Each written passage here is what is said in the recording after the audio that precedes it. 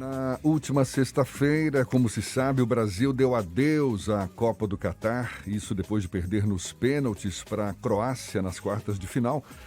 E uma cena que chamou a atenção após a eliminação da equipe foi o comportamento do técnico Tite.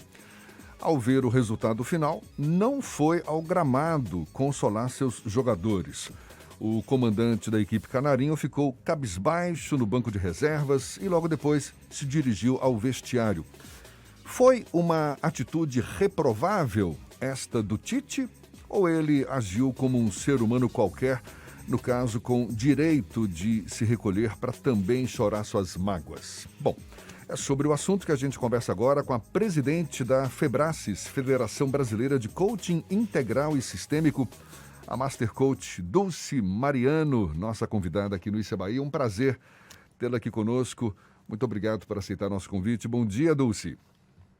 Bom dia, Jefferson Beltrão e Ernesto Marques. Privilégio estar com vocês aqui nessa manhã linda de segunda-feira para falar esse assunto que foi polêmico e tão interessante. Pois é, a gente viu muita gente criticando o Tite, que ele, como líder, deveria ter ido ao gramado consolar seus jogadores. Agora, e quando é o líder que precisa ser amparado, Dulce? Quem é que faz isso? Quem dá a mão? É interessante, né?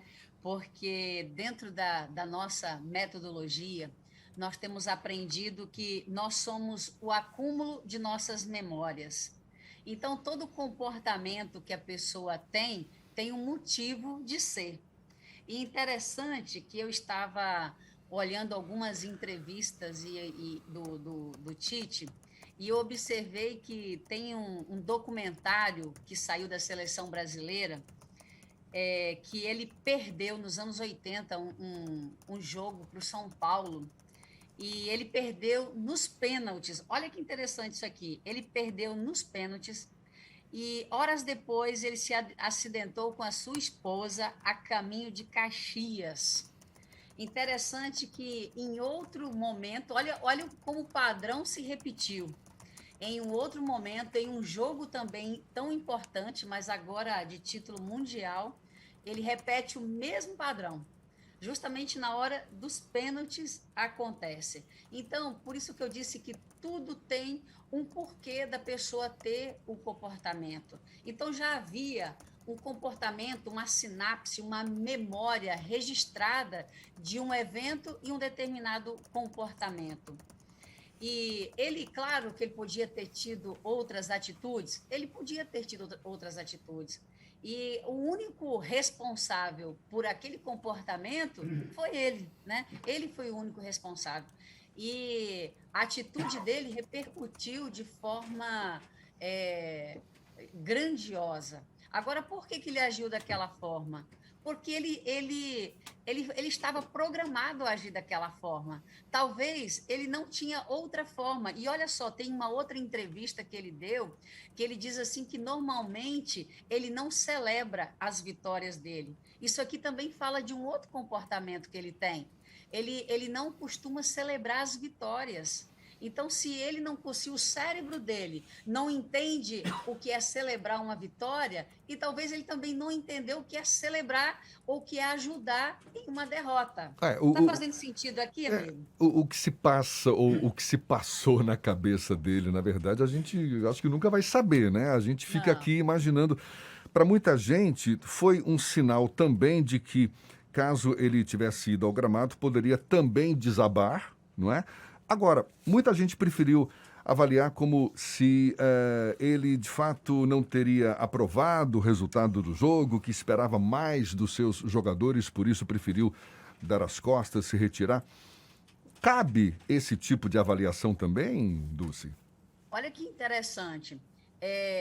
Quando a gente fala de liderança, né?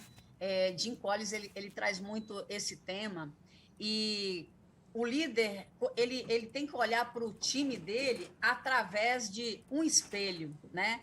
Aonde ele valida, aonde ele elogia, aonde ele dirige o time dele. Então, no momento que o time está ganhando, Ele tem que elogiar, validar, porque é um todo. Mas quando o time perde, ele agora não olha através de um espelho, ele precisa olhar para o espelho, né? E quando ele olha para o espelho, ele vê que o resultado é fruto das atitudes que ele teve. Então, naquele momento ali, se a gente for olhar no sentido de liderança, será que ele olhou para ele? Será que ele trouxe para ele a autorresponsabilidade? Se o time perdeu, a autorresponsabilidade minha, porque foi eu que escalei. Então, a grande interrogação ali é acerca da autorresponsabilidade, né? À frente de um time, à frente de um momento em que o mundo todo está voltado para aquele jogo, onde nós brasileiros, né, todos os brasileiros aqui, ou a grande maioria dos brasileiros, estavam ali torcendo pelo time, buscando esse hexa, e de repente o líder, ele vira as costas. Então, o que eu posso dizer? A título de liderança, fica a interrogação, autorresponsabilidade. Se o time perdeu, eu perdi. Né? E eu falo isso porque nesse livro aqui, se eu posso mostrar de autorresponsabilidade aqui, né, que quem escreveu foi Paulo Vieira, que é o presidente da nossa instituição, onde nós trabalhamos muito isso na liderança, a questão da autorresponsabilidade. Então, se a minha empresa está bem, se meu time está bem, todos estão bem, mas se meu time não foi bem, a autorresponsabilidade minha, e eu preciso, diante das pessoas, assumir que a falha foi minha, eu errei. Dulce, bom dia, Ernesto aqui. No caso aí do Tite, se a gente considerar que ele teve um aproveitamento de 80% nas partidas que dirigiu a seleção, mas fracassou nas duas Copas também, a gente pode dizer então que o Tite pode ser tecnicamente muito preparado, mas psicologicamente ele não está pronto para dirigir uma seleção. E já aproveitando, engatando já uma segunda pergunta, qual é a lição que se tira, que a gente pode aproveitar desse caso para quem lidera organizações, empresas que estão convivendo com essa situação de uma certa instabilidade ainda, de retração da economia e, ao mesmo tempo, muita expectativa de retomada, né? O papel dos líderes, das empresas, das equipes aí, o que é que a gente pode aprender com esse exemplo do Tite? Ô, Dulce, a gente ficou sem seu áudio. Peraí, será que foi contigo ou conosco? Oi, Agora voltou? tudo bem, pode falar. Sim. Pronto. Olha que interessante isso aqui.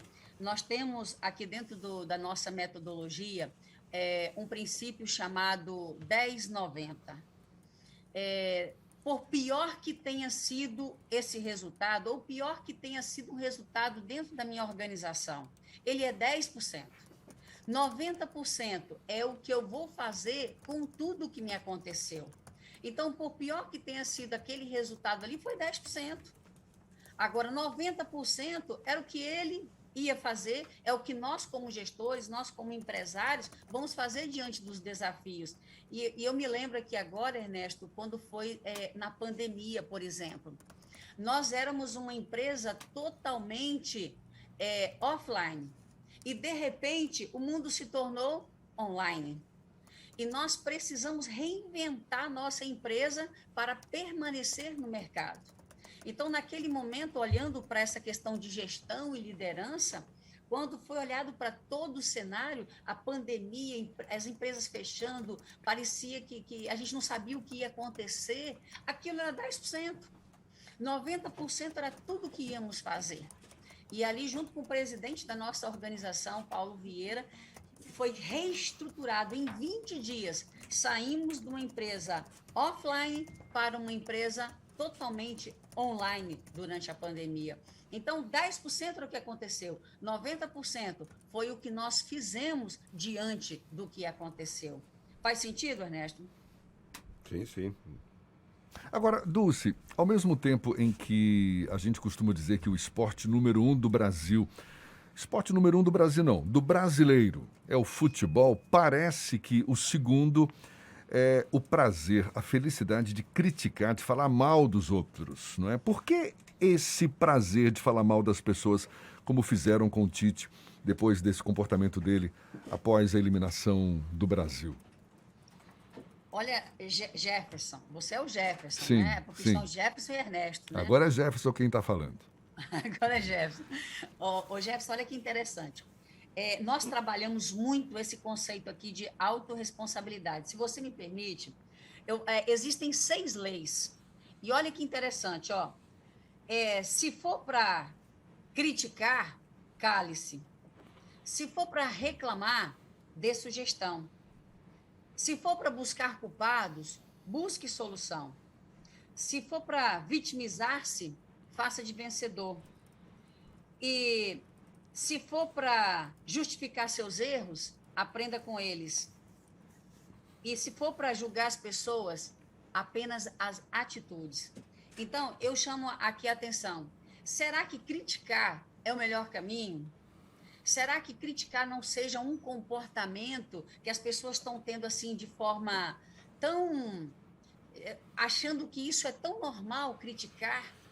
Mas e se começasse a dar sugestão?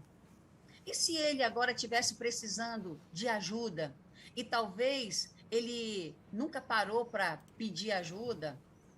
Ou talvez se as pessoas olhassem para ele como ser humano, ao invés de criticar ele tanto? Então, será que isso é um comportamento, dentro dessas 6 leis que nós temos da autorresponsabilidade, será que essa crítica toda está se exercendo a autorresponsabilidade ou eu estou apenas querendo apontar os culpados? Porque quando eu aponto alguém, eu estou querendo dizer que eu sou melhor do que ela. Entende? Então, essa fica a minha reflexão aqui acerca da autorresponsabilidade. Porque, seja o que for, né, no nosso conceito, um dos pressupostos, seja o que for, eu sou a única responsável pela vida que tem levado. Sendo assim, eu sou a única que posso mudá-la. Então, se de repente está esse comportamento, quem é o único que pode mudar? É ele. Agora, será que ele tem consciência disso? É Essa uma. pergunta. Não, certamente, uma reflexão que cada um dos críticos deveria fazer, não é? Porque é muito cômodo atribuir a fatores externos a causa dos seus insucessos, não é? Eu me lembro de um texto que eu li, não me lembro o autor, mas ele perguntava como é que a gente diferencia um perdedor de um vencedor. Bastava perguntar qual a causa dos seus insucessos.